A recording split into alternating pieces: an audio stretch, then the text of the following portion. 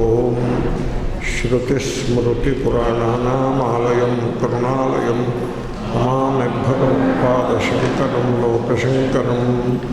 రూపం దృశ్యం లోచనం దృక్ దృగ్దృశ్యం దృక్తుమానసం దృశ్యాధివర్తయ సాక్షి దృగేవ నతు దృశ్యతే. దృగ్దృశ్య వివేకం అనే చాలా విలక్షణమైన గ్రంథము యొక్క విచారమును మొదలుపెడుతూ విచారము యొక్క వైశిష్ట్యాన్ని గురించి నేను విస్తారంగా చెప్పి ఉన్నాను.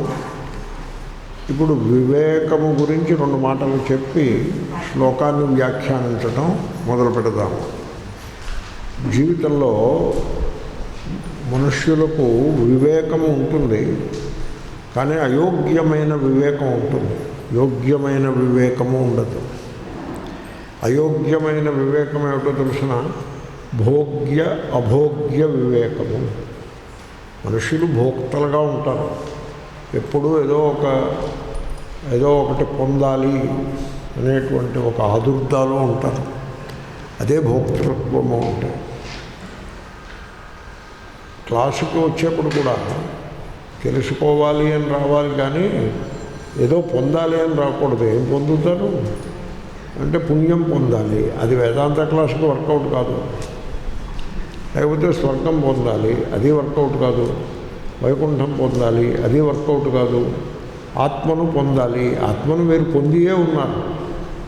కాబట్టి ఇక్కడ పొందేదేమీ ఉండదు, తెలుసుకునేది ఉంటుంది. ఓకే, కాబట్టి ఆ అంశంలో కూడా భోక్తృత్వ బుద్ధి పనికిరాదు. భోక్తృత్వ బుద్ధిని సుతరాము పక్కన పెట్టాల్సి ఉంటుంది.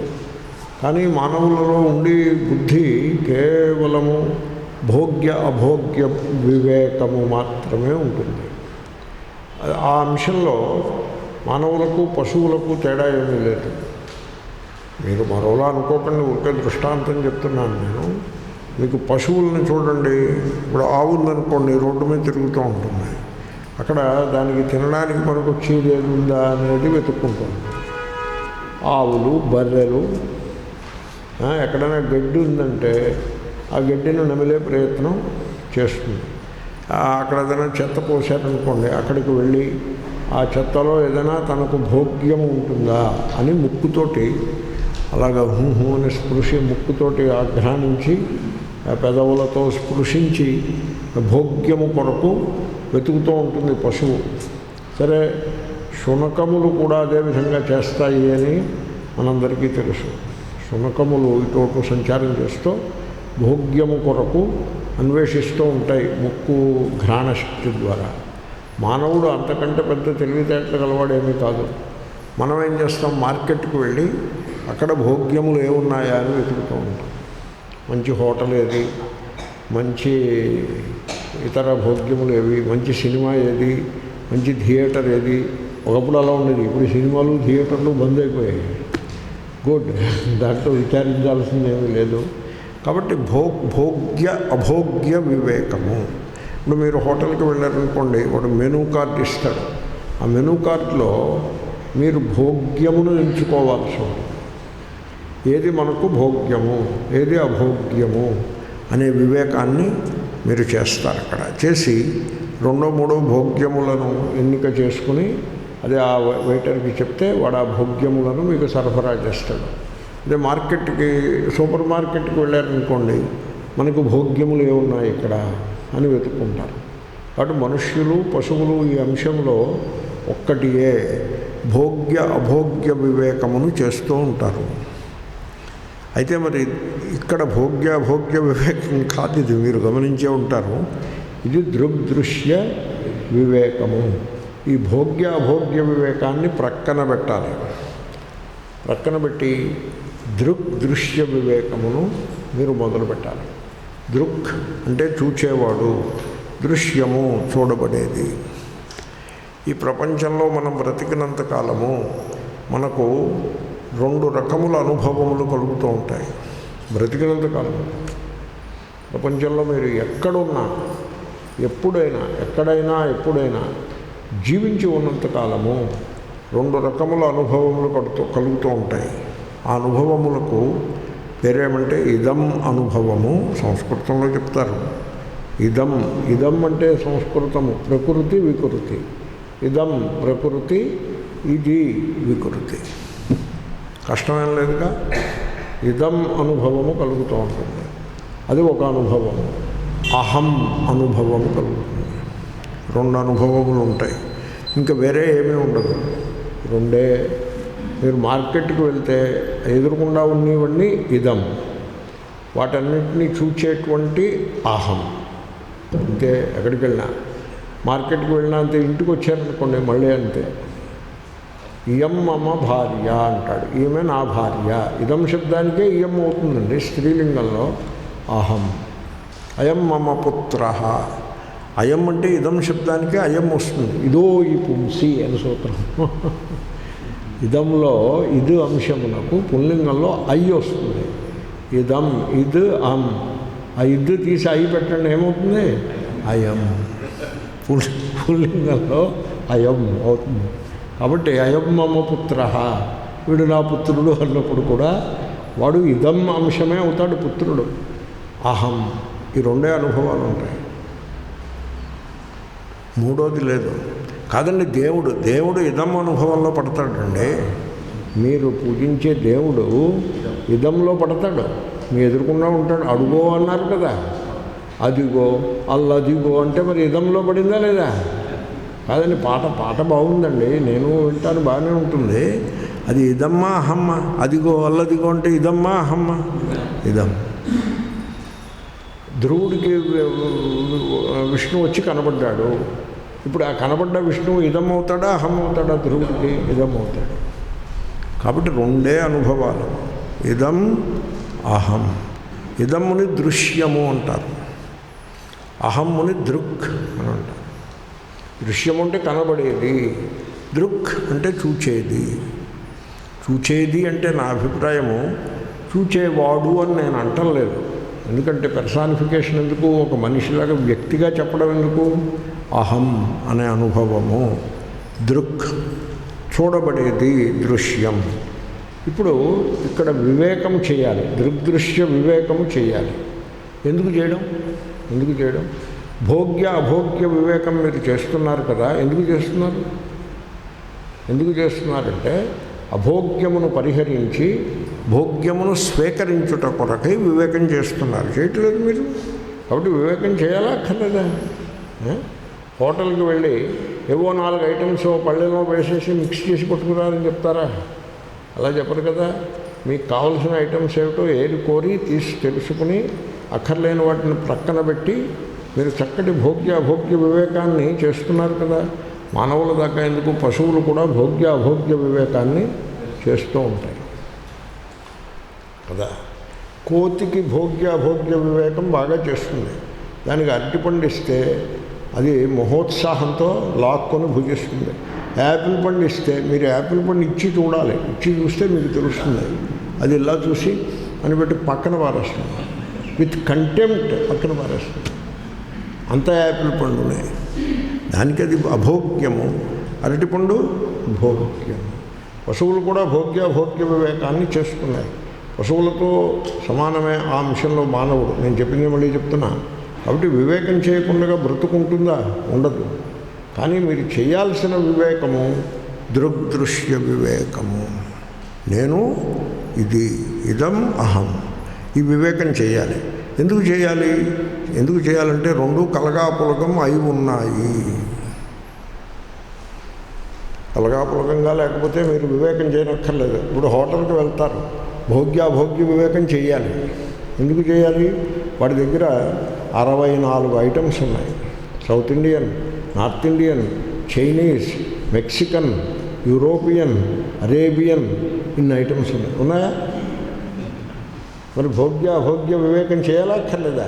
అయితే వాడు చైనీస్ ఐటమ్ ఏదైనా పెడితే తింటారా? చేస్తారు.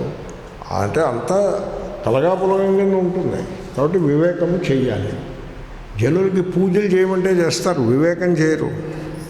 పూజలు చేయడానికి ఏముంది, దాంట్లో శరీర శ్రమే తప్ప బుద్ధికి పదును అక్కర్లేదు. కానీ వివేకం చేయాలంటే బుద్ధికి పదును పెట్టాల్సి ఉంటుంది. మీరు ఆ పనే చేయాల్సి ఉంటుంది ఇప్పుడు. ఓకే, ఇప్పుడు ఏమైపోయింది? అహం దృక్, చూచే తత్వము, ఇదం దృశ్యము, చూడబడే తత్వము, ఈ రెండింటి మధ్యన కలగాపులగం ఏర్పడింది. రెండు కలిసిపోవడం అనే సమస్య ఏర్పడినది. ఓకే, ఇప్పుడు కాఫీ పెట్టుకుని దాంట్లో పంచదార వేసుకోవడానికి బదులు మళ్ళీ కాఫీ పౌడరే వేసుకున్నారనుకోండి, ఎందుకంటే రెండు రకాల డబ్బాలు, ఇది పంచదార డబ్బా, ఇది కాఫీ పౌడర్ డబ్బా, రెండు ఒకే రకం డబ్బాలు, మసక చీకటి, సరిగ్గా మీకు కనపడక ఆ కాఫీ పౌడరే కొంచెం వేసి కలుపుకొని తాగితే ఎలా ఉంటుంది? చాలా అధ్వాన్నంగా ఉంటుంది. అటువంటి కన్ఫ్యూషన్ అంటే కలగాపులగము అగుట. ఒక అమ్మగారు పాయసం చేశారు, ఆమెకు చూపు కొంచెం తక్కువ, కాఫీ పౌడర్ డబ్బాను షుగర్ డబ్బా పక్క పక్కన ఉన్నాయి కాబట్టి కాఫీ పౌడర్ వేశారు పాయసంలో, చూపు తక్కువ అగుట చేత. అలా చేయొచ్చా? మరి చేస్తే ఏమవుతుంది? దుఃఖము అనుభవానికి వస్తుంది. మనకి సంసారంలో కలిగే అనుభవము, దుఃఖానుభవం అంతయు కూడా దృగ్దృశ్య వివేకము చేయకపోవుట చేతనే కలిగినది. సో మీరు దృక్కుని దృశ్యమును కలగాపులగం చేసే ప్రయత్నం మీరు ఒక జీవితకాలము చేసినా అవి మిక్స్ అవ్వవు, అవి కలిసిపోవు. ఎందుకంటే అవి భిన్నములైన తత్వములు. నీటిని నూనెను కలపడానికి మీరు కలగాపులగం చేయటానికి, కలిపేయటానికి మీరు ఎంత ప్రయత్నం చేసినా అవి కలవవు. నూనె నూనెగానే ఉంటుంది, నీరు నీరుగానే ఉంటుంది. మేము ల్యాబొరేటరీలో చేసేవాళ్ళం. సెపరేటింగ్ ఫన్నెల్ అని ఒకటి ఉండేది. దాంట్లో నీళ్ళ సొల్యూషన్ పోసి పెట్రోల్ పోసి ఇలాగా షేక్ చేసేవాళ్ళం, బాగా థరోగా షేక్ చేసేవాళ్ళం. షేక్ చేసి ఓ స్టాండ్ మీద పెడితే 30 సెకండ్లు అయ్యేప్పటికీ, అంటే నిమిషం కాకముందే నీరు అడుక్కొస్తుంది, పెట్రోల్ పైన ఉంటుంది. మళ్ళీ ఇంకోసారి మూత పెట్టి బాగా కలిపి మళ్ళీ పెడితే మళ్ళీ 30 సెకండ్లు అయ్యేప్పటికీ నీరు క్రిందకు, పెట్రోల్ పైకు. మీరు ఒక 1000 సార్లు కలిపి పెట్టారనుకోండి, అయినా అవి మిక్స్ అవ్వవు. పెట్రోలును నీరు మిక్స్ అవ్వవు. పెట్రోల్ పెట్రోలే, నీరు నీరే. సరిగ్గా అదేవిధంగా దృశ్యము దృశ్యమే, దృక్ దృక్కే. ఓకే, మీరు దృగ్దృశ్య వివేకం చేయాలి. దృగ్దృశ్య వివేకం చేయండి అంటే అది మానేసి ఇంకేవేవో చేస్తూ ఉంటారు. సో దృగ్దృశ్య వివేకము చాలా అవసరము. ఎందుకంటే ఉదాహరణకు దేహము మొదలు పెడదాం, ఊరికే దృష్టాంతం కోసం. దేహము దృశ్యమా దృక్క? దృశ్యం. ఇప్పుడు జుట్టు తెల్లబడిందనుకోండి, అయ్యో నేను తెల్లబడిపోయాను అని జుట్టు బాధపడుతుందా, మీరు బాధపడుతుంది? అంటే అర్థం ఏమిటి? జుట్టు దృశ్యం, దానికి తెలియదు. రమణ మహర్షి అన్నారు దేహోన జానాతి అన్నారు. ఆ తర్వాత ఏమన్నారో నాకు గుర్తులేదు. సద్దర్శనంలో ఈ మాటే గుర్తుంది నాకు. దేహోన జానాతి, దేహమునకు ఏమీ తెలియదు, మీకు తెలుస్తాయి. కానీ మీరు దృశ్యమైన దేహమును, దృక్కైన మీ స్వరూపమును కలగాపులగం చేసి కూర్చున్నారా లేదా? కూర్చున్నారు. దానివలన మీరు పొందే దుఃఖము ఇంత అంత. కాబట్టి వివేకము, దృగ్దృశ్య వివేకమును చేసి తీరవలెను. చిత్రం ఏమిటంటే వీడు ఒక 90 ఏళ్ళు బతికాడు అనుకోండి, 90 ఏళ్ళు దేహమే నేననేటువంటి అవివేకంతో బతుకుతాడు. అయినా కూడా వీడే, దేహము దేహమే. దృక్కు దృశ్యము ఎప్పుడూ కలగాపులగము అవ్వవు. ఓకే, ఈ దృగ్దృశ్య వివేకం చేయటం చాలా అవసరం. దృగ్దృశ్య వివేకం చేయకపోతే మీరు సంసారంలో చాలా దుఃఖాన్ని అనుభవిస్తారు. ఉదాహరణకి నదిని దాటాలి, నది లేక కాల్వను దాటాలి. అవతల వైపుకు వెళ్ళాలంటే, ఆవలి తీరమునకు వెళ్ళాలంటే కాల్వను దాటాల్సి ఉంటుంది. కాల్వను దాటాలంటే మీ వస్త్రములు మీరు తడిసిపోకుండా దాటాలా, తడిసిపోయినా పర్వాలేదా? తడిసిపోకుండా దాటాలి. చేతన బల్లకట్టో లేకపోతే చిన్న పడవయో అయితే డింగి అని ఒకటి ఉంటుంది, తాటి చెట్టుని డొల్ల చేసి దాంట్లో కూర్చొని దాన్ని తోసుకుంటూ వెళ్ళడం, ఆ రకంగా డింగియో బల్లకట్టో పడవో ఏదో పెట్టుకుని తడిసిపోకుండా మీరు ఆవలి తీరమునకు వెళ్ళవలేను. దాన్ని వివేకము అంటారు. తెలివితేటలుంటే అలా ఉంటాయి. అంతేగాని ఆ నీళ్ళలో పడి ఈదడం మొదలు పెడితే ఆ నీళ్లు మురికి, ఆ మురికంతా మీకు పట్టుకుంటుంది, మీ వస్త్రములన్నీ తడిసిపోతాయి. తర్వాత ఆ నీళ్లలో ఉండే బ్యాక్టీరియల్ ఇన్ఫెక్షన్స్ అన్నీ మీ ముక్కుల్లోకి కళ్ళలోకి పోతాయి, కళ్ళు మండుతాయి, జుట్టంతా మురిగ్గా అవుతుంది. ఆవలి తీరానికి చేరి ఈ మురికినంతని వదుల్చుకోవటానికి మీరు కష్టపడాల్సి ఉంటుంది. అదేవిధంగా ఇక్కడ కూడా జీవితం అంటే ప్రవాహంలో ఇటు నుంచి అటు వెళ్ళుట వంటిదియే. కాలప్రవాహమే ఉంటుంది, దానికే కాలువ వంటిది. దాంట్లో వెళ్ళేప్పుడు మీరు ఆ మురికి మీకు అంటుకోకూడదు. ప్రపంచము అంతా కాలము, జగత్తు అంతా కూడా దృశ్యమే.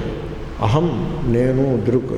ఆ దృక్కునకు దృశ్యము యొక్క మాలిన్యము, దోషములు ఏమీ గుణములు ఉంటే గుణములు కూడా అక్కర్లేదు మనకి. దృశ్యము దీనికి అంటుకోరాదు.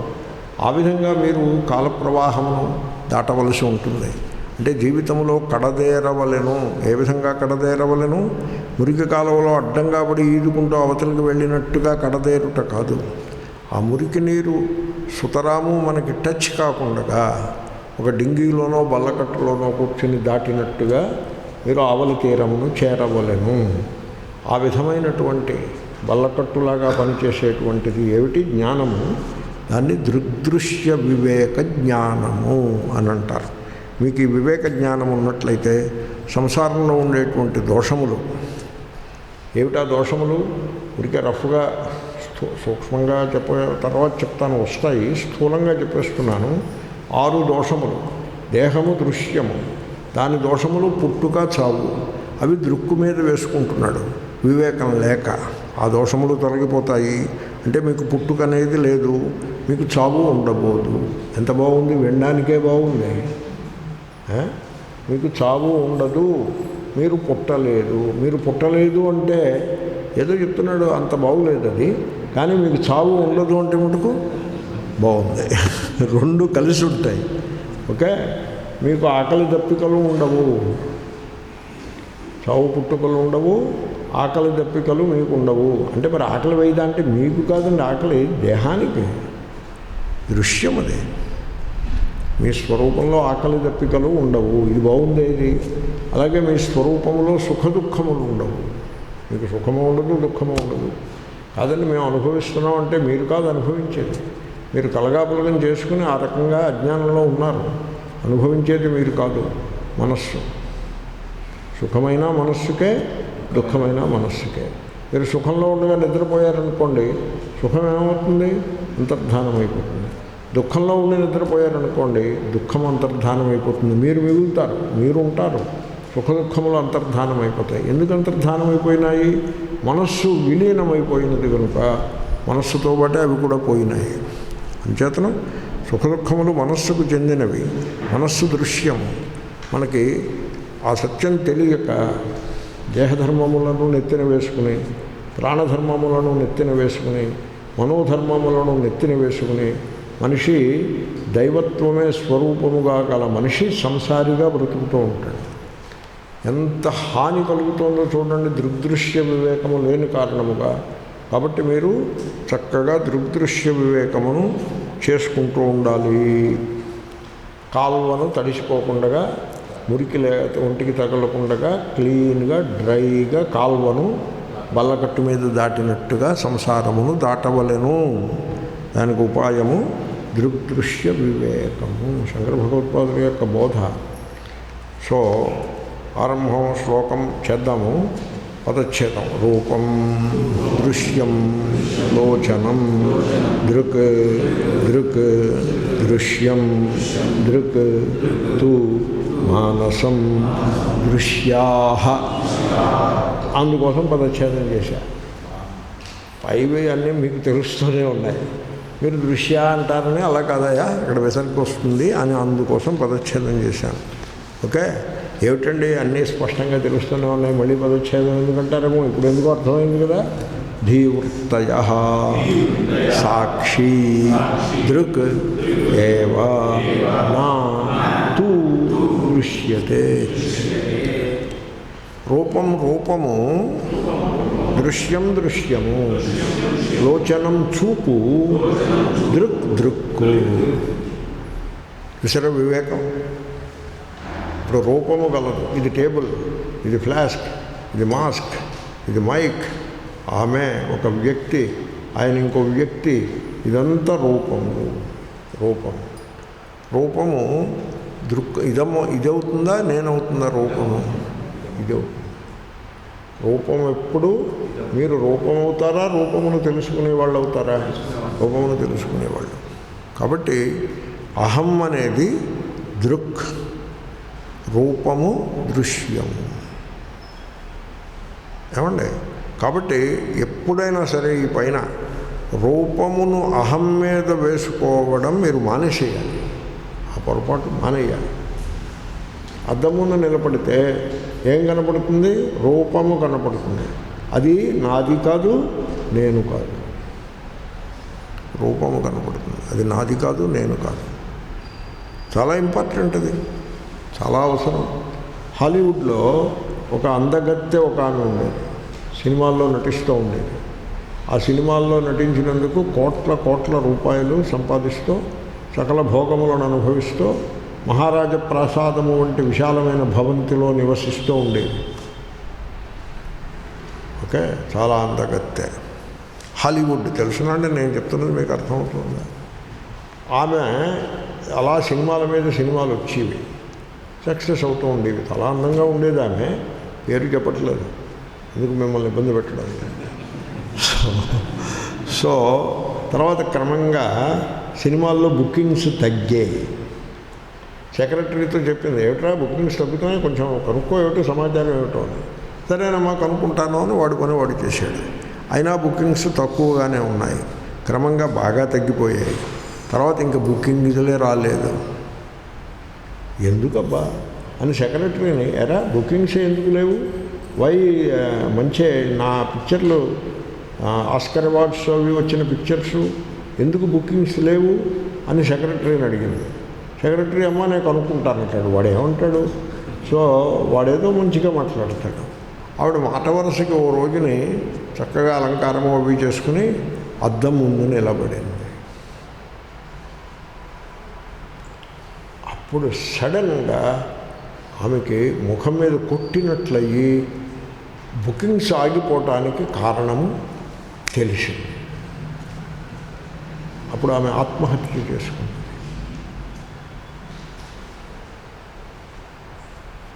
అర్థమైందండి? ఎందుకు ఆత్మహత్య చేసుకుంది? దృగ్దృశ్య వివేకము లేకపోవడం చేత ఆత్మహత్య చేసుకుంది. వీళ్ళు ఇంకేవో లక్ష కారణాలు చెప్తారు. నా దగ్గరికి ఒక అమ్మాయి వచ్చింది. అమ్మాయి కృష్ణ కాదు కృష్ణ. పాపం మనస్సులో చాలా క్లేశమును అనుభవించేది. ఎందుకంటే 20 ఏళ్ళ అమ్మాయి, కొంచెం చామన ఛాయగా కాకుండా కొంచెం నలుపు వైపు ఉండేది. నల్లగా ఉంటారు అమ్మాయిలు. ద్రౌపది నల్లగా ఉండేది.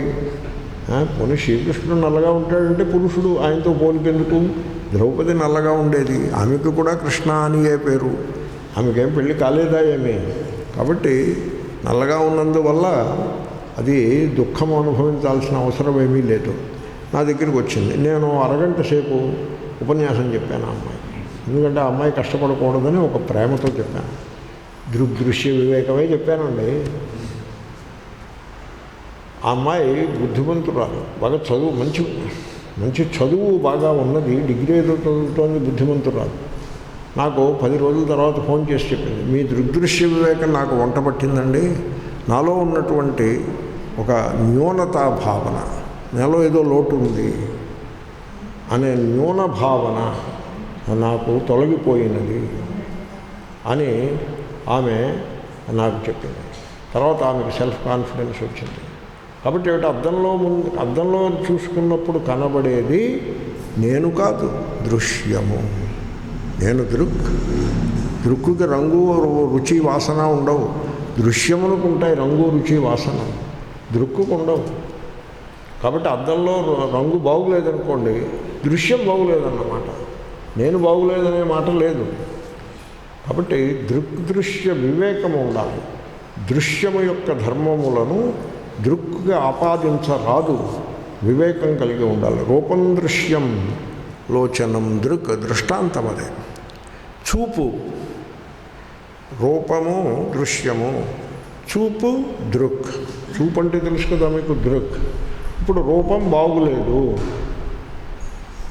చూపు బాగుందా బాగులేదా? అరే ఏం ప్రశ్న అది? అలాంటి ప్రశ్న అడగకూడదు, తప్పు ప్రశ్న అది. రూపం బాగులేదు అంటే రూపం బాగులేదు అంతే. చూపు బాగుండడము కానీ బాగులేకపోవడము కానీ ఉండదు. చూపుకి అది ఇది ఉండదు, అది ఉండదు. బాగుండడము బాగులేకపోవడము దేనికి ఉంటాయి? రూపానికి ఉంటాయి. దృశ్యము, దృశ్యమునకు దృక్కునకు గల భేదము నేను మీకు చెప్తాను. ఆ భేదం చెప్పిన తర్వాత నేను మిమ్మల్ని అడుగుతాను, కాబట్టి దృక్కుకి దైవత్వము ఉన్నదా లేదా అని అడుగుతాను. అప్పుడు మీరేం సమాధానం చెప్తారంటే దైవత్వము దృక్కునకు ఉన్నది అని మీరు చెప్తారు. తత్వమసి. కాబట్టి ఇది దృష్టాంతం, ఇది ఫైనల్ కాదు. ఇది రూపం దృశ్యం లోచనం దృక్, ఒక స్టెప్పే. ఆ స్టెప్ తర్వాత ఇంకో స్టెప్ ఉంటుంది, ఇంకో స్టెప్ ఉంటుంది. ఫైనల్గా మనం సాక్షి వద్దకు చేరుతాము. ఆ సాక్షియే ఆత్మ, అది ఏ బ్రహ్మ, అది ఏ దేవుడు. దేవుడు అంటే అక్కడెక్కడో బయట ఉండడు, మీ లోపల ఉంటే బయట ఉంటాడు, లోపల లేకపోతే బయట ఉండడు. కాబట్టి ఈ ద్వైతులకు దృగ్దృశ్య వివేకం వాళ్ళు చదవరు. చదివితే తెలుస్తుంది, వాళ్ళ ద్వైతము షేక్ అయిపోతుంది దృగ్దృశ్య వివేకం చదివితే. మీరు ఏమనుకుంటున్నారు దృగ్దృశ్య వివేకం అంటే? ఏదో సాగతీస్తూ చెప్తున్నాడని అనుకోకండి. నేను సాగతీస్తూ ఎందుకు చెప్తున్నాను? మీకు సౌకర్యం చేయడం కోసం సాగతీస్తూ చెప్తున్నాను. ఇంతసేపు దాన్ని ఎందుకు సాగతీస్తున్నాను? అది మీకు వంటబట్టాలి అని. రూపం దృశ్యం లోచనం దృక్. రూపములు అనేకము, చూపులన్నీ ఒక్కటి. ఎదురకుండా 10 వస్తువులు ఉన్నాయి, 10 పదార్థములుగా, అన్ని రూపములేగా. ఇదో టేబుల్, ఇవి చెప్పానుగా, మాస్క్, ఫ్లాస్క్, మైకు, పుస్తకం, ఎన్ని ఉన్నాయి? 10 ఉన్నాయి. 10 వేర్వేరుగా లేవు, రూపములు వేర్వేరుగా లేవు. చూపులు ఎన్ని? 10 ఒకటా? ఒకటి. ఓకే.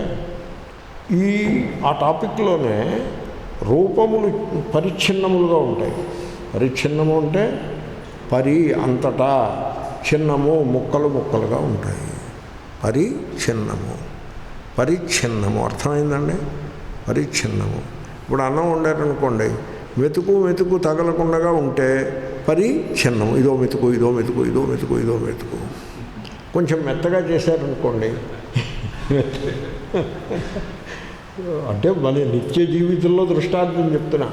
పరిచ్ఛిన్నము అంటే టుకడా ముక్కలు ముక్కలుగా ఉంటే పరిచ్ఛిన్నము. అటువంటి ముక్కలు కాకుండా అఖండముగా, ఖండం అంటే ముక్కలు కాకుండా అఖండముగా ఉంటే అదే అఖండము. అఖండముగా ఉంటే అఖండమే. ఇప్పుడు చూడండి, రూపము లోచనము, దీంట్లో పరిచ్ఛిన్నమేది అఖండమేది? రూపము పరిచ్ఛిన్నము, ముక్కలుగా ఉంటుంది. లోచనము అఖండము. వీళ్ళకి అఖండం అంటే అఖండ దీపం ఒక్కటే తెలుసు. అఖండ దీపం నీ లోపల ఉంది, తెలివి తక్కువ ముఖం.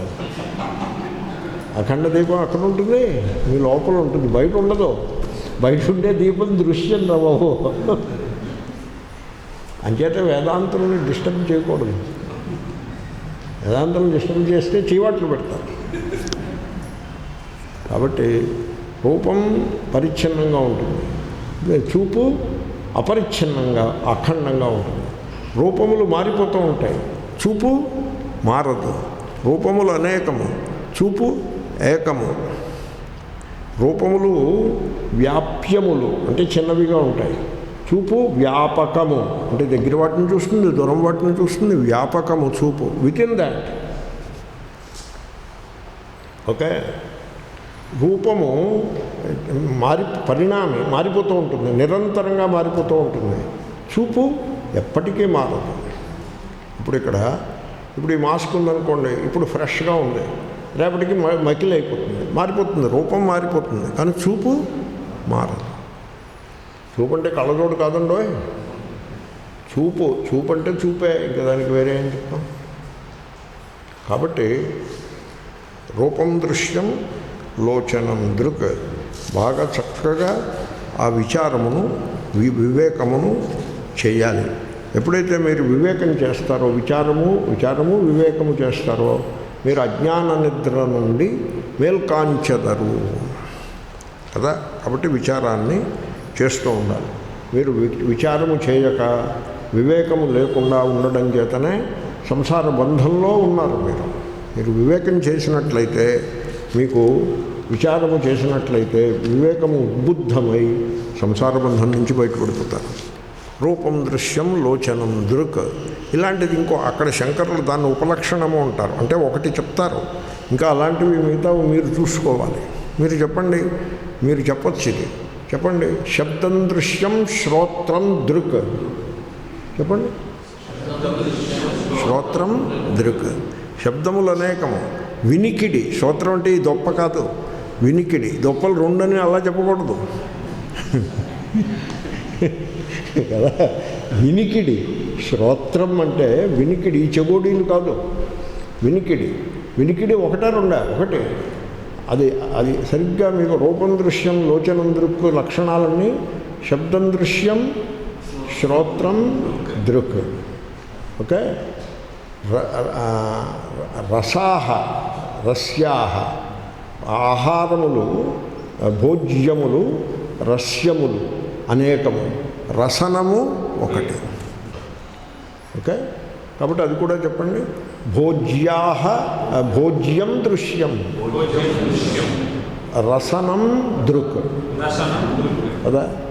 అలాగే గంధములు అనేకములు, ఘ్రాణము ఒక్కటి.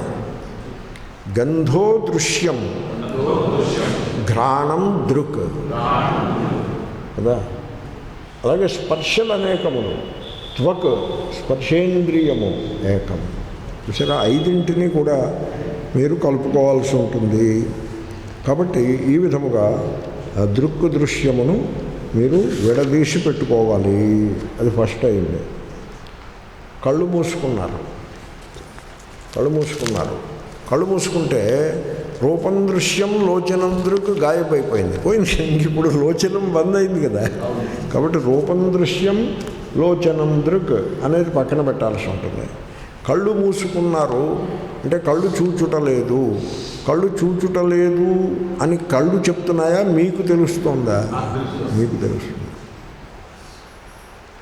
కళ్ళు అంటే చిత్రం ఏంటంటే, కళ్ళు మూసినప్పుడు కళ్ళ వెనుక ఇంకొక దృక్ గలదు, కళ్ళు కూడా దృశ్యమే అని కళ్ళు మూసినప్పుడు మీకు బాగా అర్థమవుతుంది. వాస్తవంలో కళ్ళు తెరిచినప్పుడు కూడా అదే పరిస్థితి. కళ్ళు తెరిచినప్పుడు ఘటమనే రూపము అపేక్షయ, ఘటమనే రూపము దృష్టితో చూసినట్లయితే, రూపమును అపేక్షించినట్లయితే లోచనము దృక్ అవుతుంది.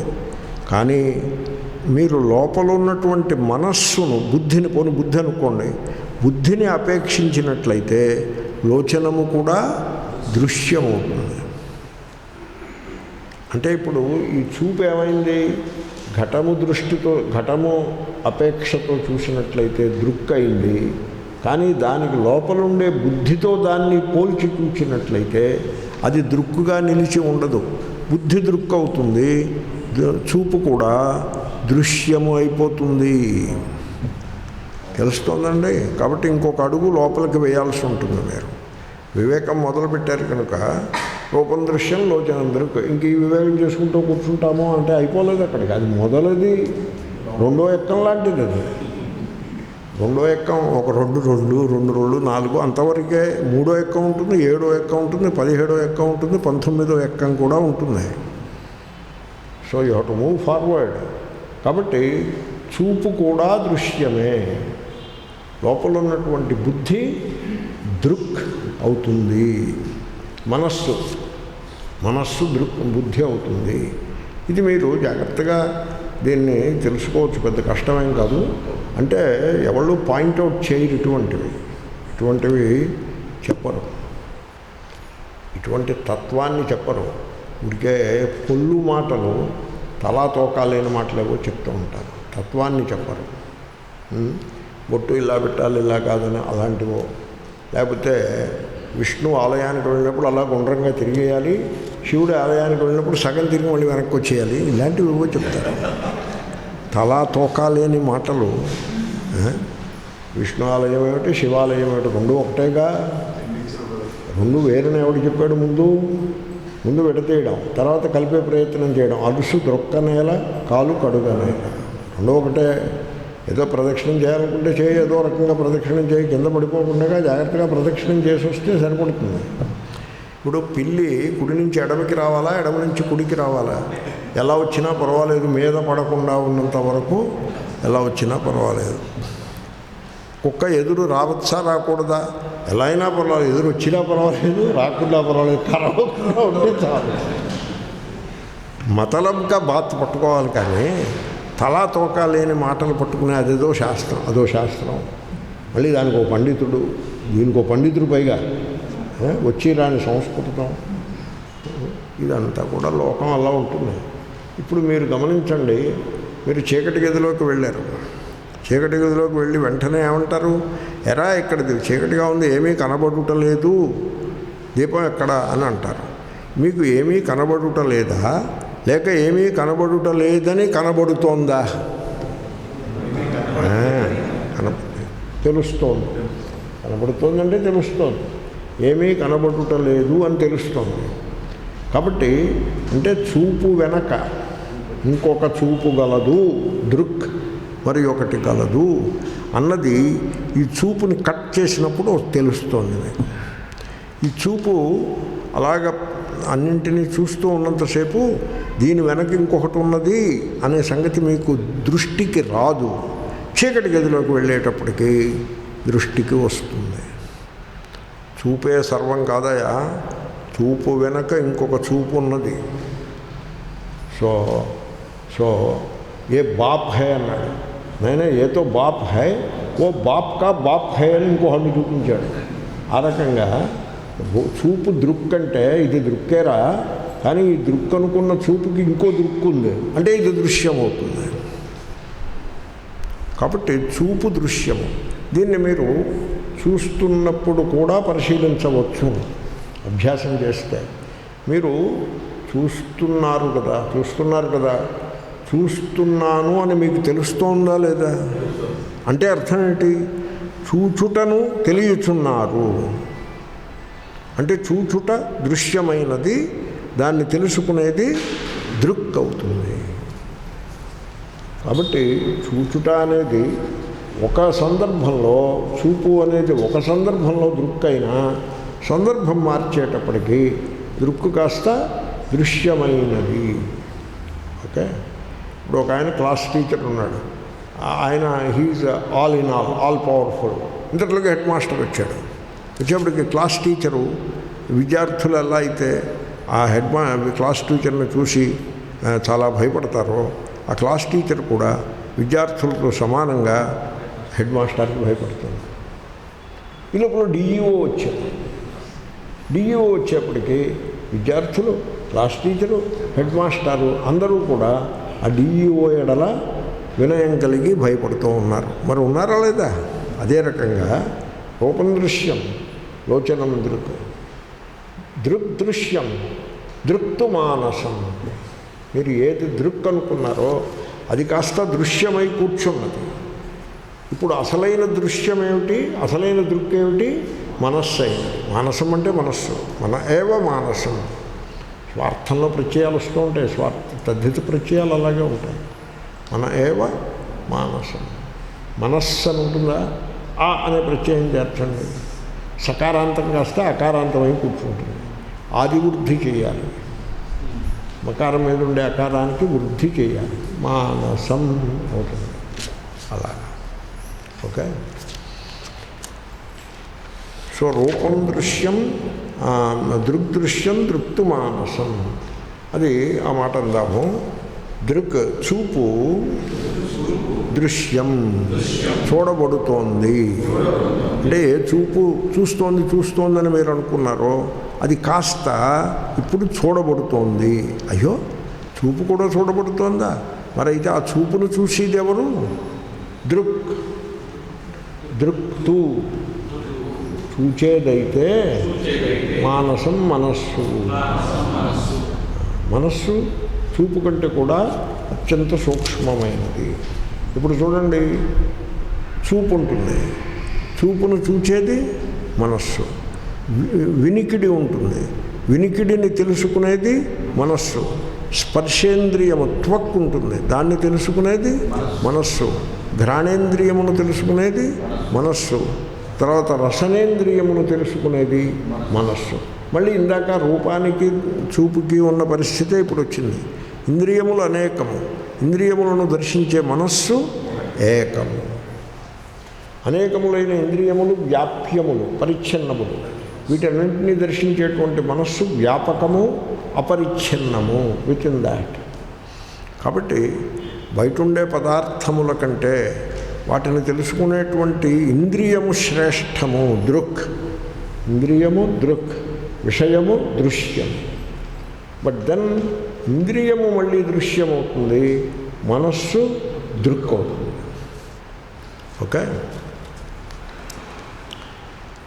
మనస్సు దృక్ అన్నారు. మనస్సు అన్నా ధీ అన్నా ఒకటే. ఇక్కడ ధీ శబ్దం చేత మనస్సు గ్రహింపబడుతుంది, బుద్ధి అన్నా కూడా అదే. అంతా కలిపి ఒకటి కింద పెట్టుకోండి. ఇప్పుడు మనస్సులో కదలికలు ఉంటాయి, మనస్సు కదులుతూ ఉంటుంది. మనస్సు కదిలినప్పుడు దానిని వృత్తి అంటారు. మనస్సు కదలడమే వృత్తి. వృత్తి వర్తనే, ధాతువు వృత్తి, ఈ కారము ఇద్వర్ణం. సో వర్తనం అంటే ఏమిటో తెలుసిన, ప్రవర్తనము అంటే చేష్ట. మనస్సు కదులుతూ ఉంటుంది. మనస్సు కదులుతుందండి మీకు తెలియదు? మనస్సు కదలటలేదు, కదులుతోంది కదా. కదిలినప్పుడు మనస్సు యొక్క కదలికకి ఏమిటి పుడుతుంది? మనస్సులోంచి ఏం పుడుతుంది? వృత్తులు పుడతాయి. అంటే ఆలోచనలు పుట్టుకుంటూ వస్తాయి. మనస్సులోంచి ఆలోచనలు అలా వస్తూ ఉంటాయి. ఎన్ని ఆలోచనలు వస్తాయి? ఏమిటండి, రోజంతా వస్తూనే ఉంటాయి. నిద్రపోదాం అనుకున్నప్పుడు కూడా ఆలోచనలే వస్తున్నాయనుకోండి, నిద్ర గోవింద, నిద్ర పట్టదు. నిద్ర అంటే ఏమిటండి? ఎప్పుడైనా ఆలోచించారా? నిద్ర అంటే ఏమిటి? నిద్ర అనగా ఆలోచనల నుండి విముక్తి. ఏకో ఫ్రీడమ్ ఫ్రమ్ థాట్స్. అవునా? ఎందుకు పోనీ థాట్స్ ఉంటే ఉండనివ్వండి, బాగుంటుంది కదా. థాట్స్ ఉంటే మీకు ఈ ఫ్రీడమ్ ఎందుకు అంటే, మా వల్ల కాదండి బాబు, ఈ థాట్స్ బరువు అయిపోయినాయి, వీటి నుండి మాకు విముక్తి కావాలి. ఈ థాట్స్ బరువైనాయి. ఎందుకు బరువై? బరువు ఎందుకయ్యాయి? ఎందుకయ్యాయంటే ఆ థాట్స్, థాట్స్ అవి దుఃఖాన్ని కలిగిస్తాయి. థాట్స్ అంటే అవి అంత సరళంగా ఏముండవు. థాట్స్ ఏం చేస్తాయి? థాట్ అంటే సంకల్పము, ఆలోచన. మీకు దుఃఖం ఎక్కడ పుడుతుంది? థాట్ నుంచి పుడుతుంది. థాట్ నుంచి పుడుతుందండి దుఃఖం. ఇంత తెలుసుకుంటే, ఇంత చిన్న మాట, నేను ఈ మాటను చెప్పి జనులను మెప్పించడానికి 20 ఏళ్ళ నుంచి కష్టపడుతున్నా, ఆయాసం కూడా వస్తుంది. ఏమిటి? దుఃఖం ఎక్కడ పుడుతుందో తెలుసుకోరా నాన్న. ఇంకా ఎంతకాలం అజ్ఞానంలో ఉంటారు? దుఃఖం ఎక్కడ పుడుతుందో తెలుసుకో.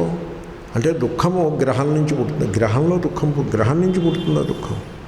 అయితే రాశి నుంచి పుడుతుందా? నక్షత్రం నుంచి పుడుతుందా? అయితే చేతిలో రేఖల నుంచి పుడుతుందా? అయితే బయట వచ్చే శకునాల నుంచి పుడుతుందా దుఃఖం? ఏమండి అజ్ఞానం? దుఃఖం ఎక్కడి నుంచి పుడుతుంది? థాట్ నుంచి పుడుతుంది. భయం ఎక్కడి నుంచి పుడుతుంది? థాట్ నుంచి పుడుతుంది.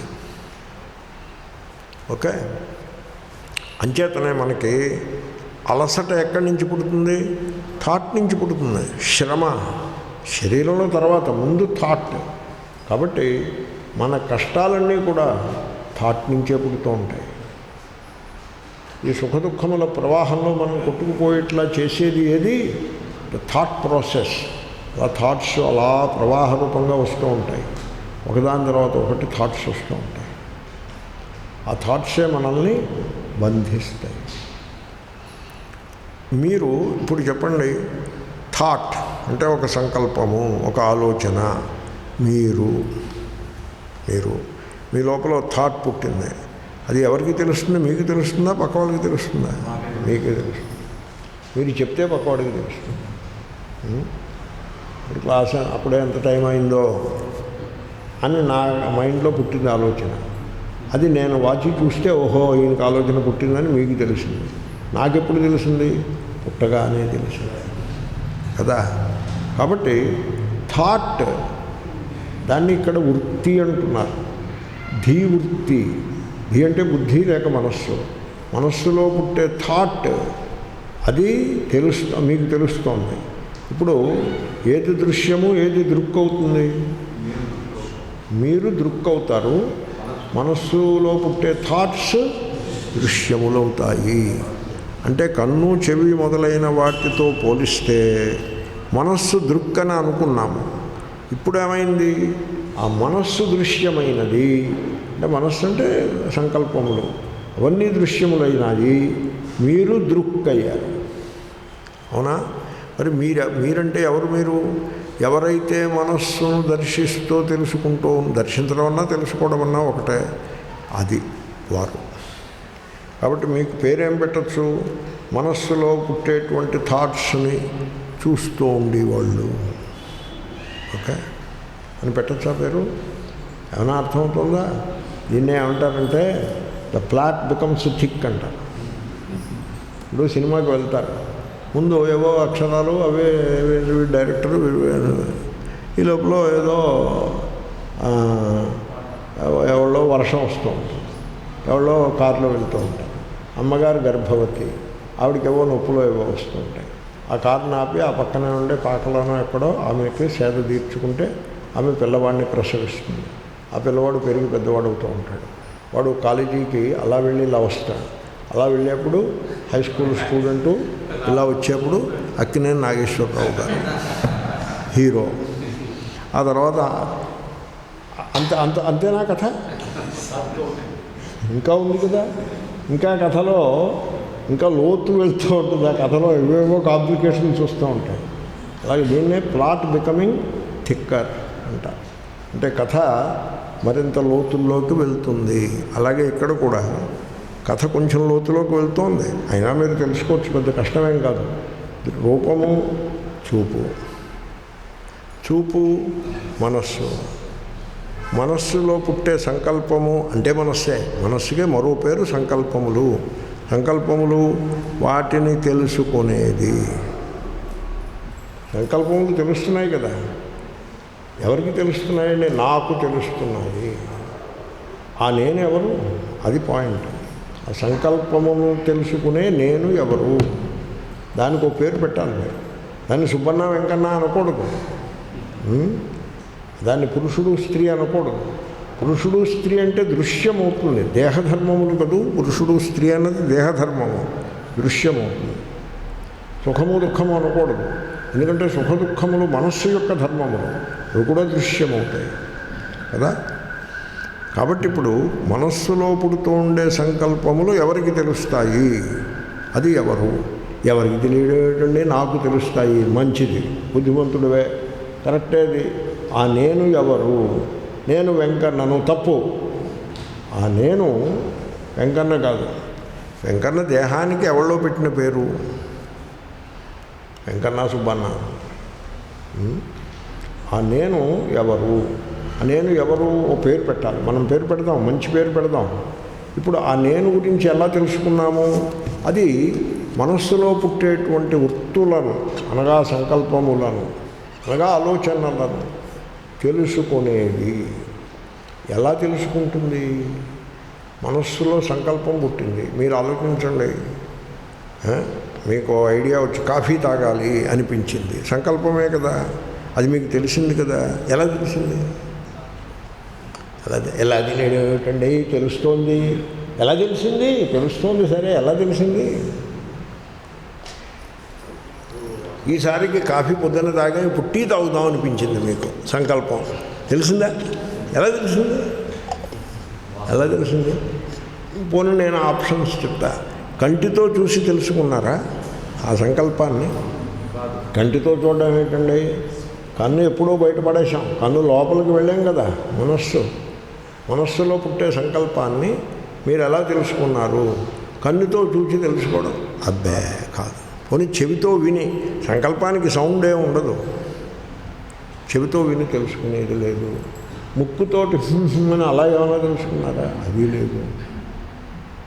నాలుకతో తెలుసుకున్నారా? అది లేదు. చర్మంతో తెలుసుకున్నారా? అది లేదు. అంటే మరి తెలుసుకునేవి అయిపోయాయి, అక్కడికి ఇంద్రియాలు పూర్తయిపోయాయి. అయితే మరి తెలియకూడదేమిటి? తెలుస్తోంది కదా. ఇంద్రియములతో తెలిసి పని లేదు. ఇంద్రియములను తీసి పక్కన పెట్టండి, ఇంక తెలియటానికి వేరే ఉపాయం లేదు. కాబట్టి తెలియకూడదు. అదేమిటండి తెలియకూడదేమిటి? తెలుస్తుంటే అంటే అర్థం ఏమిటి? డైరెక్ట్గా తెలుస్తోంది. ఇంద్రియము ద్వారా తెలియుట కాదు, డైరెక్ట్ తెలుస్తోంది. అవునా? డైరెక్ట్.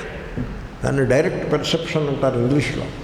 డైరెక్ట్ పెర్సెప్షన్ దానికో మంచి పదం, ఇంకో ఇంగ్లీష్ పదము కూడా గలదు.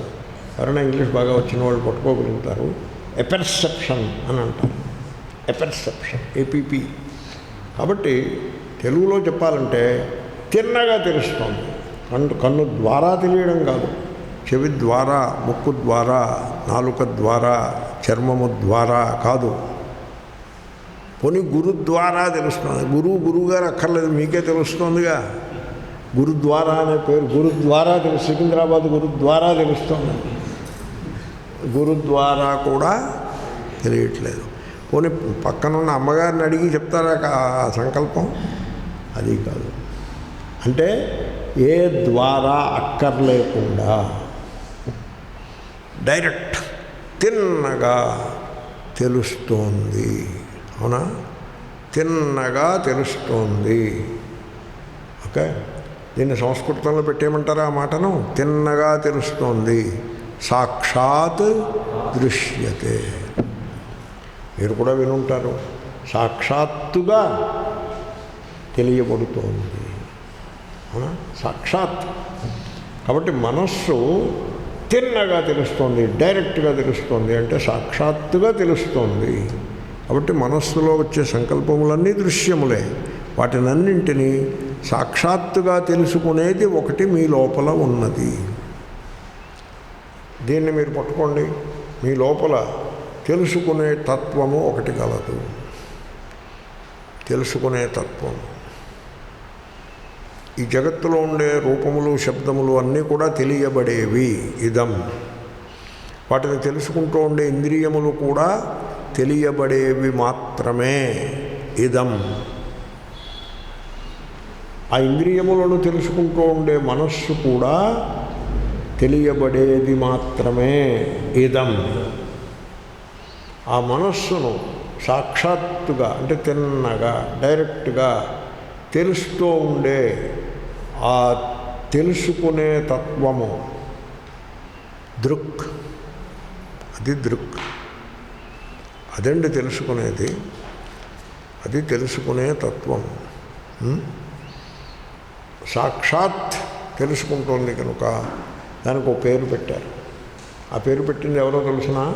పాణిని మహర్షి వ్యాకరణంలో. సాక్షాత్ ద్రష్టతి సంజ్ఞాయాం అనే సూత్రం. సాక్షి అని పేరు పెట్టారు. డైరెక్ట్గా మనస్సులో కలిగే సంకల్పములనన్నిటినీ తెలుసుకునేది సాక్షి. ఆ సాక్షి ఎవరు? ఎవరేమిటండి? మీరే. మీరే. తల్లి పిల్లవాడికి ఒక పేరు పెట్టింది, ఏదో ముద్దు పేరు. సో ఏదో ముద్దు పేరు పెట్టింది, రామా అని ముద్దు పేరు పెట్టింది. ఆ పిల్లవాడు తల్లి రామా రామా అని పిలుస్తుంటే వాడు 4 సార్లు విన్నాడు. విని తల్లిని అడిగాడు, రామా ఎవరు అని అడిగాడు. అప్పుడు తల్లి ఏమని చెప్తుంది? తత్వమసి అని చెప్తుంది. నువ్వేరా నాన్న అని చెప్తుంది. రామా నేనా? అవును నువ్వే. ఓహో అలాగా అని ఆ కుర్రాడు తెలుసుకుంటాడు. మనకి వయస్సు వచ్చిందే తప్ప ఇంకా మనం పిల్లలమే. దృగ్దృశ్య వివేకం విషయంలో మనము పిల్లలమే. అంచేతనే నేను పురుషుడను, నేను స్త్రీని, నేను ఈ కులం వాడిని, ఆ కులం వాడిని, ఈ మతం, ఈ వర్గం, ఆ వర్గం, నేను తండ్రిని, తల్లిని, ఇలాగే ఇవన్నీ మీరు కానివి మీరు నెత్తిన వేసుకుని మీరు దృశ్యమునంతను నెత్తిన వేసుకుని కూర్చుంటున్నారు. మీరు అదేమీ కాదు, ఇదంతా దృశ్యమే. మీకు తెలిసేది సర్వము దృశ్యమే. ఉండండి. మీకు తెలిసేది సర్వము, తెలిసేదంటే తెలియబడేది సర్వము, తెలిసేదంటే తెలియబడేది సర్వము దృశ్యమే. సర్వము అంటే ఎక్కడ దాకా? బయట ఉండే శబ్దస్పర్శ రూపరస గంధములు ఆ సర్వంలో పడతాయి. శ్రోత్ర, చక్షు మొదలైన 5 ఇంద్రియములు, అంటే కన్ను, చెవి, ముక్కు, నోరు, చర్మము అనే 5 ఇంద్రియములు ఆ సర్వములో పడతాయి. మనస్సులో పుట్టే సంకల్పములన్నీ ఆ సర్వములో పడతాయి. సర్వము దృశ్యమే. దృక్ ఒక్కటియే గలదు. దాన్ని పురుషుడు, స్త్రీ అని పేర్లు ఏం పెట్టకండి. దానికి పేరు ఏ పేరు మీరు పెట్టద్దు. దానికి శ్రీకృష్ణుడు పెట్టిన పేరైనా అట్టు పెట్టుకోవాలి, లేకపోతే పాణిని మహర్షి పెట్టిన పేరైనా అట్టు పెట్టుకోవాలి. ఇక్కడ పాణిని గారి పేరుని స్వీకరించినారు శంకరులు, కాబట్టి అదే పెట్టుకోవాలి అంతే. అంతేకాని ఇంకా వేరే ఏం పేరు పెట్టకూడదు. ఓకే. ఆయన ఎవరండి? ఆయన ప్రైమ్ మినిస్టర్ గారు. వారి పేరు ఇంక పేరు ఎందుకు? ఇది prime minister, that is enough. ఇంకేదో పేరు ఉంటుంది మీకు, అన్నీ ఆ పేరు మీకు తెలిసి ఉంటుంది, but that is not important. That is prime minister, that is enough. అవునండి. అలాగే ఇక్కడ ఇప్పుడు ప్రైమ్ మినిస్టర్స్ ప్రాజెక్ట్ ఒకటి ఉంది, ఏదో ప్రైమ్ మినిస్టర్స్ కిసాన్ ప్రాజెక్ట్ ఉన్నది. అది ఎవరి ప్రాజెక్ట్? అది ప్రైమ్ మినిస్టర్స్ ప్రాజెక్ట్. ఫలానా వారి ప్రాజెక్ట్ కాదు, ఇది ప్రైమ్ మినిస్టర్స్ ప్రాజెక్ట్. అవునా? ప్రైమ్ మినిస్టర్ గారు కూడా ఆ ప్రాజెక్ట్ని ఏమని చెప్తారు? నా ప్రాజెక్ట్ అని చెప్పరు, ప్రైమ్ మినిస్టర్స్ ప్రాజెక్ట్ అంటారు. అర్థమైందా మీకు? ఇప్పుడు మన్రేగా అని ఉండేది, అది మన్మోహన్ సింగ్ గారు మొదలుపెట్టారు. అది కొనసాగుతుంది. కొత్త గవర్నమెంట్ కూడా కొనసాగిస్తోంది. దానికి ఆ ప్రాజెక్టుకి పేరేమిటి? Prime ministers rural employment project అని పేరు దానికి. మన్మోహన్ సింగ్స్ ప్రాజెక్ట్ అని అనకూడదు. అలాగే మరొక ప్రైమ్ మినిస్టర్ గారు, ఇప్పుడున్న ప్రైమ్ మినిస్టర్ గారి పేరు కూడా పెట్టదు దానికి, అది ప్రైమ్ మినిస్టర్స్ ప్రాజెక్ట్. అలాగే ఆ మనోవృత్తులను తెలుసుకుంటూ ఉండేటువంటి ఆ ఎరుక, తెలుసుకునే తత్వము, నోయింగ్ ఎలిమెంట్. నేను ఇంగ్లీష్లో చెప్పేప్పుడు ఆ సేలోస్బర్గ్ విద్యార్థులతో నేను ఇలాగే కుస్తీ పడుతూ ఉంటాను. జూడో అంటే ఎదుగురా, జూడో కుస్తీ పోటీ, కుస్తీయేగా. ఇప్పుడు మీరు కుస్తీ పడుతున్నారా లేదా? నేను ఆ పని చేస్తూ ఉంటాను. ఆ కుస్తీ పెట్టేప్పుడు వాళ్ళతో చెప్తూ ఉంటాను, నోయింగ్ ఎలిమెంట్ అని పెట్టుకుంటారా బాబు, నోయింగ్ ఎలిమెంట్. నేను అంటే తెలుసుకునే తత్వము. ఓకే. Knowing element. దానికి తెలుగులో ఏమందాము? తెలివి అందాం, ఎరుక అని కూడా అందాము. సంస్కృతంలో ఏమనొచ్చు? చిత్ అనొచ్చు, సంవిత్ అని కూడా అంటారు. చిత్, సంవిత్ అని అంటారు. జ్ఞానం అనద్దు. జ్ఞానం అనేక వాటికి అదే మాట వాడుతున్నారు. ఒక్కో సందర్భంలో దీనికే జ్ఞానం అని పేరు పెట్టినా మీరు ఆశ్చర్యపడక్కర్లేదు, పెడతారు కూడా. కానీ జ్ఞానం అనే మాటను అనేక సందర్భాల్లో వాడుతున్నారు. తెలుసుంటే పర్వాలేదు, లేకపోతే కాంటెక్స్ట్ని బట్టి అర్థం మారుతుంది. వేరే అది చిత్, సంవిత్, వీటికి కాంటెక్స్ట్ని బట్టి అర్థం మారే ప్రసక్తి లేదు. అది దానికి చక్కటి పేరు, సాక్షి. కాబట్టి మీరేమిటి? మీ స్వరూపమేమి? సాక్షి. అది మీ స్వరూపం. బయట ఉండేటువంటి ఇల్లు, వాకిలి, పొలములు, ధనము, బ్యాంక్ అకౌంటు అవి మీ స్వరూపం అవుతాయా? అవ్వవు. ఎందుకని? అవన్నీ దృశ్యములు. దేహము, పొడుగు, ఒడ్డు, లావు, సన్నన, యంగ్, ఓల్డ్, ఇవన్నీ పురుష, స్త్రీ, ఇవి మీ స్వరూపం అవుతాయా? అవ్వవు. ఎందుకని? దృశ్యములు. మనస్సులో సుఖము, దుఃఖము, మనస్సు బాగుంది, మనస్సు బాగులేదు, ఆ బాగుండడం బాగుండకపోవటం సుఖము దుఃఖము మీ స్వరూపం అవుతాయా? అవవు. ఎందుకని? దృశ్యం. మరి మీ స్వరూపం ఏమిటి? దృక్. దృక్ సాక్షి. సాక్షి సాక్షియే. సాక్షి ఎన్నడూ దృశ్యము అవ్వదు. సాక్షి మాత్రం సాక్షిగానే మిగిలిపోతుంది. ఇంతకుముందు చూసాం, దృక్ అనుకునే లోపల దృశ్యమై కూర్చున్నది. ఆ పరిస్థితి సాక్షి విషయంలో ఉండదు. అది దృక్ దృక్కే, సాక్షి దృక్కే, ఎన్నడూ దృశ్యము అవ్వదు. చూడండి, ప్రోగ్రెస్ చేశాం. శ్లోకం పూర్తయింది అప్పుడే. ఈ శ్లోకాలు ఉపోద్ఘాతం కొంచెం టైం పడుతుంది. మీరు కొంచెం ఓపిక పడితే వేగంగా పోతాయి. అందాము.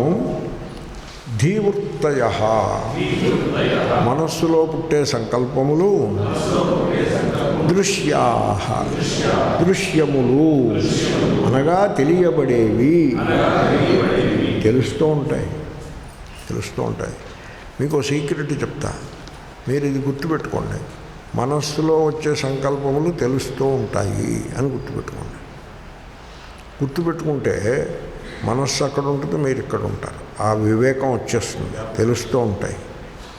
మనస్సులో ఈ సంకల్పం వచ్చింది, తెలుస్తూ ఉంటుంది. నాకు ఇవాళ 11 గంటలకి టీ తాగితే ఎలా ఉంటుంది అనిపించింది. అప్పుడు వెంటనే ఓహో, ఈ మనస్సు అప్పుడే సంకల్పాన్ని ఒకదాన్ని ప్రవేశపెట్టిందే అని తెలిసింది. అంటే ఇప్పుడు నేను మనస్సుతో మమేకమై ఉన్నానా, సాక్షిగా ఉన్నానా? సాక్షిగా ఉన్నాను.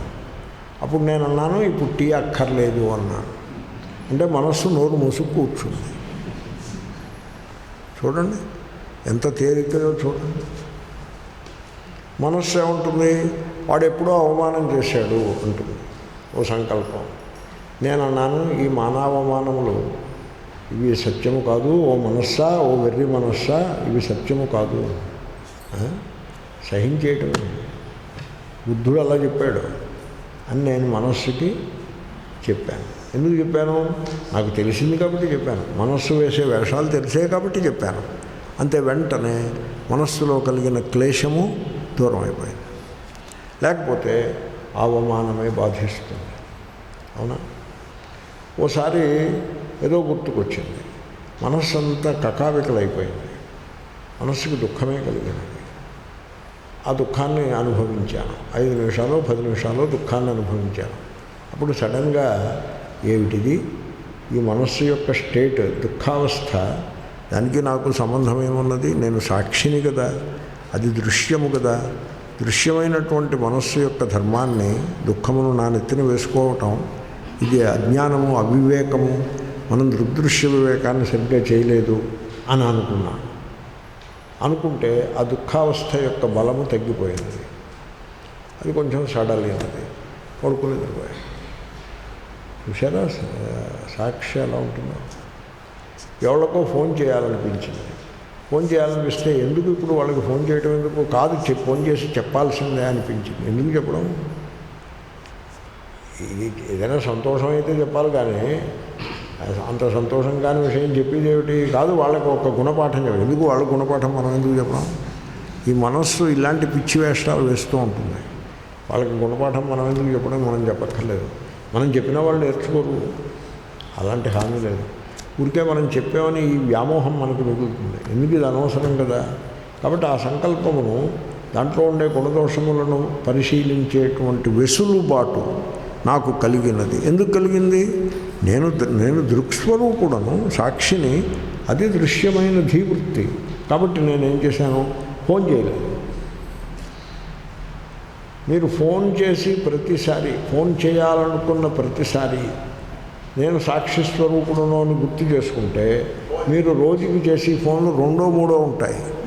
మిగతా ఫోన్లన్నీ బంద్ అయిపోతాయి. ఎందుకు ఫోన్ చేయడం? దేనికోసం? మనస్సు చేయాలంటుంది. మనస్సు కదా, మనస్సు దృశ్యము కదా. నేను సాక్షిని. మనస్సులో పుట్టే సంకల్పము యొక్క మంచి చెడులను అంచనా వేసి దాన్ని నడిపించేటువంటి వాడను నేను, సాక్షిని నేను. మనస్సు చెప్పినట్లల్లా నేను ఎందుకు నడుచుకోవాలి? కాబట్టి ఫోన్ చేయడం అనవసరం. No phone. ఎవరో నాతో అన్నారు, స్వామీజీ మీకు ఫోన్ చేయాలని అనుకుంటున్నాను అన్నారు. వద్దండి, ఎందుకు ఫోన్ చేయకండి చెప్పాను. ఎందుకు ఫోన్ చేయడం కాదని, ఫోన్ చేసేప్పుడైనా పలకరిద్దాం. ఎందుకంటే పలకరించడం క్లాసుకు రండి, ఊరికే పలకరించడానికి అంటే కంఠం నొప్పి ఉన్నప్పుడు. కంఠం నొప్పి లేకపోతే పర్వాలేదు, అనవసరం. కాబట్టి మీకు ఈ మనస్సు యొక్క చలనము, ఇలా ఉన్న చలనము ఇలా తయారు. మీరు సాక్షిభావాన్ని అర్థం చేసుకుని పేషెన్స్ ఉండాలి, సహనం ఉండాలి. సహనంతో దాన్ని పట్టుకుని దాని విలువను గుర్తించి, దాని మహిమను గుర్తించి మీరు కనుక అభ్యాసం చేసినట్లయితే, దాన్ని కూడా అభ్యాసం అని అంటున్నాను నేను, యోగాభ్యాసము వంటిది ఏమీ కాదు. లోపల ఉండే ఆ వివేకము, ఆ ఎరుక, దానిని మీరు ఉద్బుద్ధము చేసినట్లయితే మీ లోపల మీకు ఒక సైలెన్స్ నిర్మాణం అవుతుంది. చాలా ప్రాక్టికల్. దృగ్దృశ్య వివేకము, వేదాంతము చాలా ప్రాక్టికల్. అంటే మీరు వెంటనే దాన్ని జీవితంలో ఆచరణలో పెట్టి అనుభవానికి తెచ్చుకునే అవకాశం ఉంటుంది. దృగ్దృశ్య వివేకం అంటే అలా ఉంటుంది, చాలా ప్రాక్టికల్. కానీ మీకు సహనం ఉండాలి, ఓపిక ఉండాలి. ఏదో ఆయన ఎప్పుడూ అలాగే చెప్తూ ఉంటాడని మీరు అనుకుంటే దానివల్ల పెద్ద ఉపకారం ఉండదు. ఎప్పుడూ అదే చెప్తూ ఉండాలి. ఇంక ఈ దృగ్దృశ్య వివేకం పాఠం ఇలాగే ఉంటుంది, ఎంతకాలమైనా ఇంతే ఇలాగే ఉంటుంది. నెక్స్ట్ శ్లోకంలోనే మళ్ళీ రూపం దృశ్యం అన్నది వస్తుంది. అప్పుడు మళ్ళీ నెక్స్ట్ క్లాస్లో మళ్ళీ ఆ కథ మొదలు పెడతాను నేను, రూపం దృశ్యం అని మొదలు పెడతాను. కాబట్టి దాని మీద ఒక ప్రేమ, శ్రద్ధ, సాక్షిభావంపై దాని విలువ, దాని మహిమ గుర్తించి, ఇప్పుడు మీరు ఇంకే నాకు అలాంటి దృష్టాంతాలు ఇవ్వడం అలవాటైంది, అంచేతనిస్తున్నాను, మీరు అన్యథా భావించకూడదు. మీరు డైమండ్ నెక్లెస్ చేయించుకున్నారనుకోండి, దాన్ని ప్రేమగా పెట్టుకుంటారా? మెడలో పెట్టుకున్నప్పుడు ప్రేమగా పెట్టుకుంటారు, లోపల దాచిపెట్టేప్పుడు ప్రేమగా దాచిపెడతారు. మంచి ఖరీదైనటువంటి లేటెస్ట్ ఆపో ఫోన్ 3.0 5.0 50,000 పెట్టి కొన్నారనుకోండి, దాన్ని భద్రంగా పెట్టుకుంటారు. ఎందుకని దాని విలువ మీకు తెలుసుకుంటారు. అదేవిధంగా సాక్షిభావము యొక్క విలువను మీరు పసిగట్టినట్లయితే, దాన్ని తెలుసుకున్నట్లయితే, దాన్ని జాగ్రత్తగా డైమండ్ నెక్లెస్ కంటే కూడా విలువైనది, ఖరీదైన సెల్ ఫోన్ కంటే కూడా విలువైనది, దానిని జాగ్రత్తగా ఆ సాక్షిభావాన్ని పట్టుకుని విడిచిపెట్టకుండా అట్టిపెడితే, మీకు తెలియకుండానే, మీ ప్రయత్నం ఏమీ లేకుండానే, అదే అర్థం తెలియకుండానే అంటే, మీ లోపల ఒక సైలెన్స్ నిర్మాణం అవుతుంది. దానికి తార్కాణం ఏమనగా, మీరు చేసే ఫోన్లు తగ్గిపోతాయి, మీకు వచ్చే ఫోన్లు కూడా మీరు చేసే ఫోన్లు తగ్గిపోతే వచ్చే ఫోన్లు తగ్గిపోతాయి. ఇది మంట మండుతూ ఉంటుంది. ఎంతకాలం మండుతుంది? పుల్లలు వేస్తున్నంతకాలం మండుతూ ఉంటుంది. పుల్లలు వేయడం మానేశారనుకోండి, కొంతసేపు మండి క్రమంగా చల్లారిపోతుంది. కాబట్టి ఈ సంసారం అనే వన్నిని, అగ్నిని ప్రజ్వరల్ల చేసేది ఎవరు? మనమే. పుల్లలు వేస్తూ ఉంటాం, అది మండుతూ ఉంటుంది. ఇంకొంచెం పుల్లలు వేస్తే ఇంకొంచెం మండుతూ ఉంటుంది.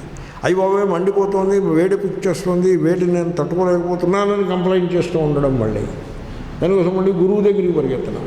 ఈ సంసారం వేడి ఎక్కువైపోయింది, ఏం చేయాలి? ఆ గురువు అంటాడు, నువ్వు కార్తవీర్యార్జునుడిని పూజ చేయమని చెప్తాడు. వాడు అలాంటి గురువు చెప్తాడు, కార్తవీర్యార్జునుడిని పూజ చేయాలంటే. చూడండి, లుక్ ఎట్ దాట్. అయితే అష్టభైరవుల్ని పూజ చేయమంటాడు. ఒకళ్ళు చాలలేదు, వీడికి ఎనమండుగురు కావాల్సి వచ్చారు. కానీ వీడికి తగ్గ గురువు వాడికి దొరుకుతాడు, వాడు అలా చెప్తాడు. అరే, నువ్వు సంసారం యొక్క తాపము అధికమైనప్పుడు, మంట ఎక్కువైతే పుల్లలు వేయడం మానేస్తే తగ్గిపోతుందండి. అదే నువ్వు పుల్లలు వేయడం మానే, కలహించడం మానే, కంప్లైంట్ చేయడం మానే, ఫోన్ చేయడం మానే, మాట్లాడడం మానే, శాంతముగా ఉండు, సాక్షిభావంలో నిలిచి ఉండు. ఇప్పుడు సంసార తాపం ఏమవుతుందో చూడు, చల్లారిపోతుంది. అంటే సాక్షిభావము చాలా విలువైనది అని మీకు ఇంటికి వెళ్ళే ముందు మెసేజ్. మళ్ళీ వారం రోజుల దాకా మళ్ళీ కలవం కదా, 5 రోజుల దాకా. సో టేక్ హోమ్ మెసేజ్ అంట, ఇంటికి పట్టుకెళ్ళే సందేశము. అందుకోసం చెప్తున్నా, శ్లోకం కూడా పూర్తి చేస్తున్నాం మనం ఇవాళ దీన్ని. సో మనం ఎంతవరకు వచ్చామంటే దృశ్యాహ ధీవృత్తయ వరకు వచ్చాం. మనస్సులో పుట్టేటువంటి సంకల్పములు వికల్పములు అన్నీ కూడా దృశ్యములే, మీకు తెలిసివే. అవి తెలుసుకునేవిలాగా అనిపిస్తాయి, కానీ అవి కూడా తెలియబడేవే. మరి తెలుసుకునేది ఎవరు? సాక్షి, సాక్షియే. దృక్ తెలుసుకునే తత్వము. ఏవా అంత మాత్రమే. అంటే ఈ ప్రవాహం ఇంకా ముందుకు వెళ్ళేది లేదు. దృశ్యము దృక్కు, మళ్ళీ దృశ్యము దృక్కు, మళ్ళీ దృశ్యము దృక్కు, ఇంకా అక్కడ ఆగింది. అక్కడ ఇప్పుడు ఇలా నడిచి వెళ్తారు, వాడెవడో తోస్తాడు, ఇంకొంచెం వెళ్తారు, ఇంకొంచెం తోస్తాడు, ఇంకొంచెం వెళ్తారు, ఇంకొంచెం వెళ్తారు, ఇంకొంచెం ఆ గోడకి తగులుకుంటారు, ఇంకా వెనక్కి వెళ్ళేది లేదు, ఇంకా తోసినా ఏమీ ఉపయోగం లేదు. దాన్ని అవధి అంటారు. ఇంకా ఆ తర్వాత తోసేందుకు ఏమీ లేదు. చూపు తోయండి, మనస్సు తోయండి, సాక్షి ఇంక తోయండి, ఇంకా తోసేందుకు లేదు.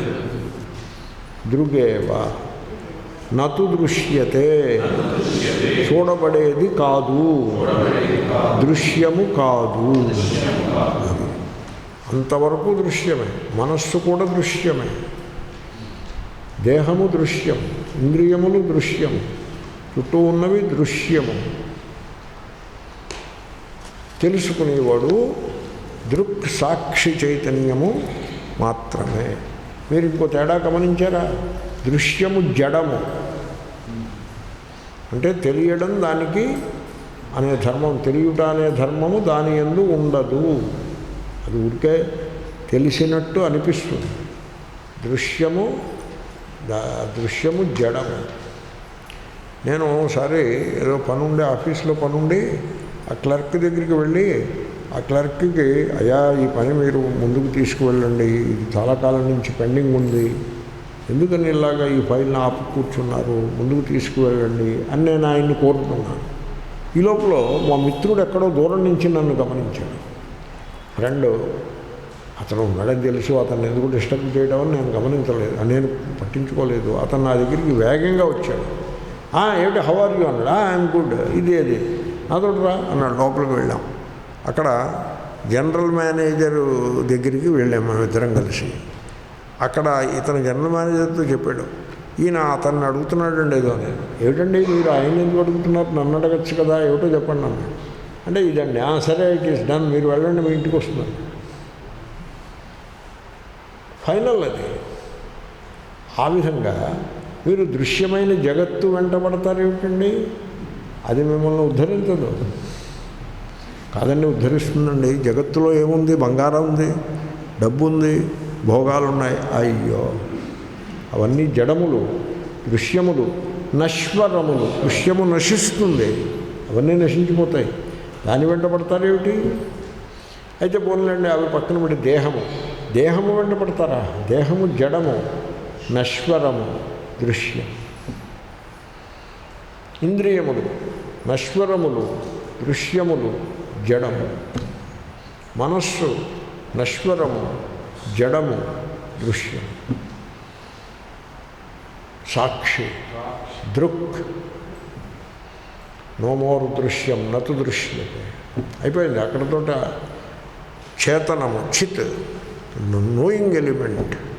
అది సాక్షియే నోయింగ్ ఎలిమెంట్. ఎరుక, తెలివి, తెలుసుకునేది. సాక్షి డైరెక్ట్గా సర్వమును తెలుసుకుంటూ ఉండేది. తెలుసుకోవడమే దాని ధర్మము. సూర్యునకు ప్రకాశించుటయే ధర్మము. చంద్రుడు ఓసారి ప్రకాశిస్తాడు, ఓసారి ప్రకాశించడు. సూర్యుడు ఎప్పుడూ ప్రకాశిస్తూ ఉంటాడు. ఆ సాక్షి సూర్యుని వంటిది, ఎప్పుడూ ప్రకాశిస్తూనే ఉంటుంది. తెలియుటయే దాని ధర్మము.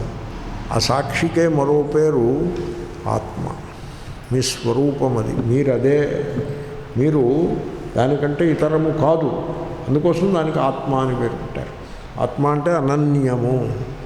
మీరు ఆ సాక్షి కంటే వేరు కాదు. మీరు ఆ సాక్షియే అంటే ఆత్మ, అనన్య. సార్ మీరు క్లాస్ అంతా బాగానే చెప్పారు, మాకు అర్థమైపోయింది, దృక్కు దృశ్యము అర్థమైపోయింది, కానీ మరి మీరు దేవుడి గురించి చెప్పలేదు. సరే, మంచి ప్రశ్న. దేవుడు అనగానేమి? సంస్కృత పదం కదా దేవ. దివు అనే ధాతువు నుంచి పుట్టింది. దివు కాంతం. దివుకి 10 అర్థాలు ఉన్నాయి, నేను ఒక అర్థం తీసుకున్నాను. తెలుసుకొనుట, తెలియుట, అది దేవుడు అంటే ఏమైంది? ఇప్పుడు తత్వమసి అయిందా లేదా? అంచేతే శ్రీకృష్ణుడు అన్నాడు, ఆ సాక్షి నేనే అన్నాడు. సాక్షికి మరో పేరు ఉంది, అందమైన పేరు, భగవద్గీత పేరు. దృగ్దృశ్య వివేకం పేరు సాక్షి, భగవద్గీత పేరు క్షేత్రజ్ఞుడు, తెలియవాడు, జ్ఞ, క్షేత్రజ్ఞ. శ్రీకృష్ణుడు ఏమని చెప్పాడు? క్షేత్రజ్ఞంచాపి మాం విద్ధి అని చెప్పాడు. అరే క్షేత్రజ్ఞుడు అంటే ఎవరో అనుకున్నావు, అది నేనే అని చెప్పాడు. నేను సకల ప్రాణుల హృదయంలో ఉన్నాను అన్నాడు. ఏ రూపంగా ఉన్నావు అంటే సాక్షి రూపంగా ఉన్నాను అని చెప్పాడు. అంటే అర్థం ఏమిటి?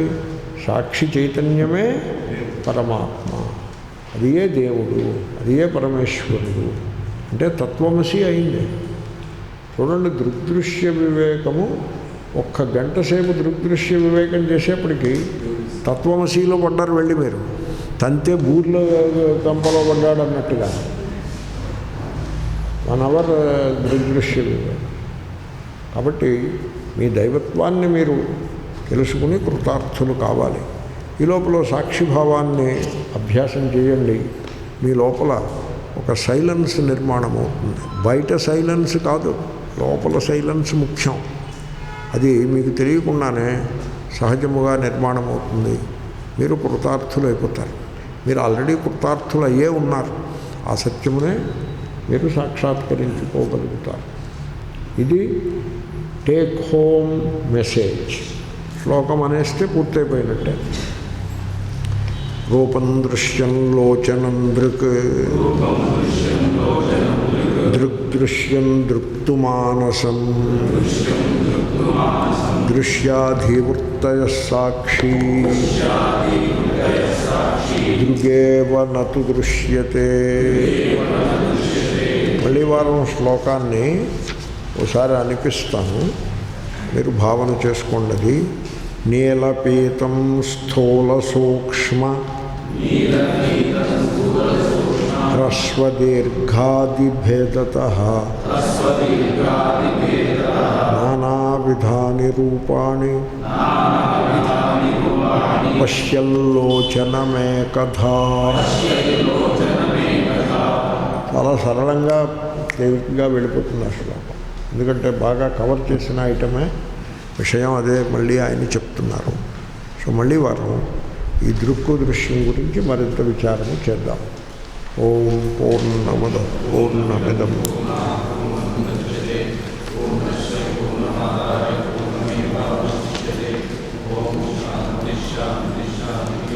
ఓం త్ర్యంబకం యజామహే సుగంధిం పుష్టివర్ధనం వారుకమివ బంధనాన్ మృత్యోన్ముక్షీయమామృతాత్.